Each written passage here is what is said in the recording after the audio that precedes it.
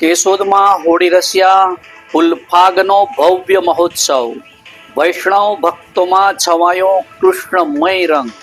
નમસ્કાર, સહજ ન્યૂઝ સાથે હું છું ગોપાલ ભેસાણિયા.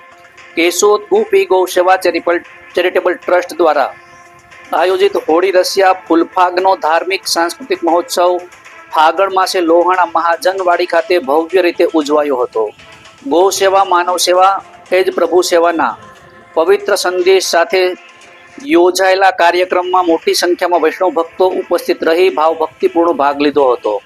પરમ પૂજ્ય ગૌસ્વામી 108 શ્રી ઉત્સવ પ્રિયજી મહારાજ શ્રીના આશીર્વાદથી યોજાયેલા આ મનોરથમાં ભક્તોએ ઠાકોરજી પ્રત્યે અખંડ શ્રદ્ધા વ્યક્ત કરી હતી.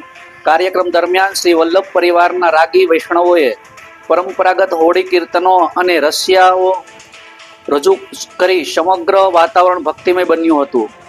રંગ, રાસ અને ભક્તિનો અદ્ભુત સમન્વય જોવા મળ્યો હતો. વિશેષ આકર્ષણ રૂપે જામનગરથી પધારેલા બાલકૃષ્ણ યુવા કીર્તન મંડળીના દિલીપભાઈ સંઘાણી તથા તેમની ટીમ દ્વારા જીવંત કીર્તન ભજનો રજૂ કરવામાં આવ્યા હતા. ભક્તજનો દ્વારા ભારે સરાહના મળી અને ઉપસ્થિત સૌએ ભાવપૂર્વક ગાનમાં જોડાઈ આધ્યાત્મિક આનંદ અનુભવ્યો હતો. રાત્રે 8 કલાકે પ્રારંભ થઈને મોડી રાત સુધી ભક્તિ રાસની ધારા વહેતી રહી હતી. હોળી પ્રસંગે અનુરૂપ ફૂલડાંગ અને રસિયાના રંગોથી સજ્જ આ માહોલમાં ભક્તોએ એકબીજાને શુભેચ્છા પાઠવી હતી. સમગ્ર આયોજન સુવ્યવસ્થિત રીતે પૂર્ણ થયું. ટ્રસ્ટના સેવાભાવી કાર્યકરો દ્વારા મહેમાનો અને વૈષ્ણવ ભક્તોની સુવિધા માટે ઉત્તમ વ્યવસ્થા કરવામાં આવી હતી. કાર્યક્રમના અંતે પ્રસાદ અને અલ્પાહારની પણ વ્યવસ્થા કરવામાં આવી.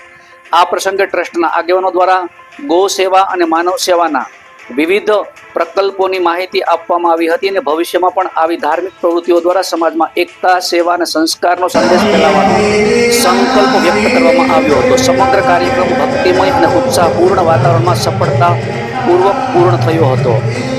રિપોર્ટર દિનેશ કાનાબાર, સહજ ન્યૂઝ, કેશોદ.